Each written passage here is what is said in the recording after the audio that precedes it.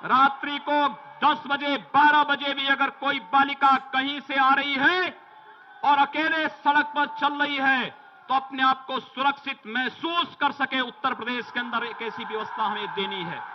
7 सितंबर साल 2008 को गोरखपुर मंदिर से 40 गाड़ियों का काफिला निकला, जिसमें 7वें नंबर की लाल गाड़ी में सवार थे मौजूदा मुख्यमंत्री और तत्कालीन बीजेपी सांसद योगी आदित्यनाथ। योगी को स्थिर मुलायम सिंह के गर्व कहे जाने वाले आजमगढ़ में आतंकवाद के खिलाफ एक रैली को संबोधित करना था, लेकिन आईबी ने रिपोर्ट दी थी कि वहां योगी पर हमला हो सकता है। योगी आदित्यनाथ कहां डरने वाले थे, आजमगढ़ के लिए बेखौफ निकल पड़े। योगी आदित्यनाथ का काफिला एंट्री से पहले पीडब्ल्यूडी गेस्ट हाउस में रुका।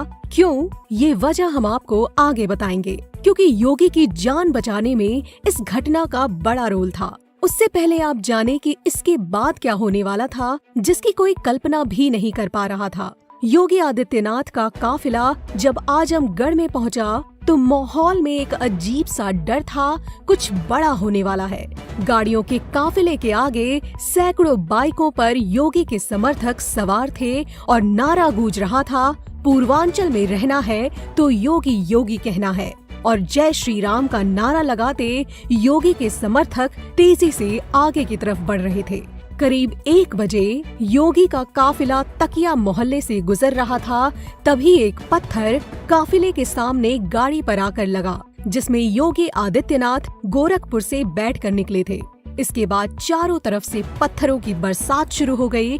देखते ही देखते गाड़ी पर पेट्रोल से हमला होने लगा। हमले से साफ था कि ये पूर्व नियोजित हमला था, जिसकी अच्छे से योजना बनाई गई थी। इस हमले में योगी के समर्थक तितर बितर हो गए और काफिला 2 हिस्सों में बट गया। अब हमलावर इकट्ठा हो गए और अल्लाहू अकबर के नारे लगाने लगे। हमलावरों ने योगी के काफिले के वाहन को घेर लिया और योगी आदित्यनाथ को ढूंढने लगे, लेकिन जब योगी हमलावरों को नहीं मिले तो वो उग्र हो गए। जब योगी समर्थक संभले तो सब यही सवाल कर रहे थे, योगी कहाँ है? हमले की खबर मिलते ही हड़कंप मच गया। आसपास के थानों में पुलिस भेजी गई।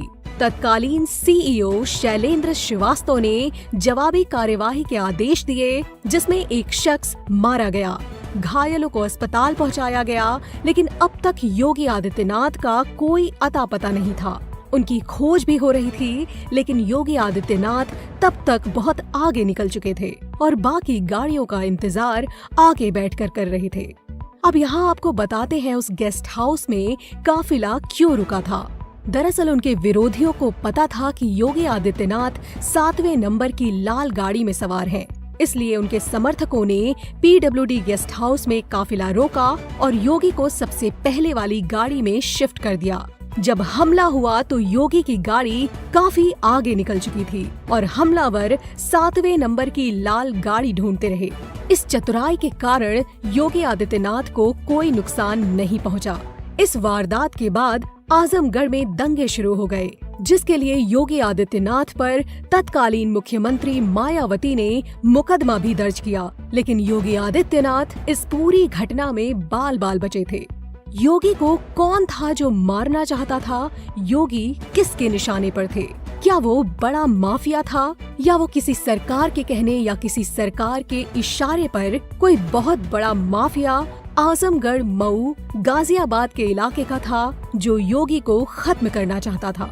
इस कहानी से भी बेहद दिलचस्प है योगी का वो जानी दुश्मन जो जान लेना चाहता था। बताएंगे आपको अगले एपिसोड में।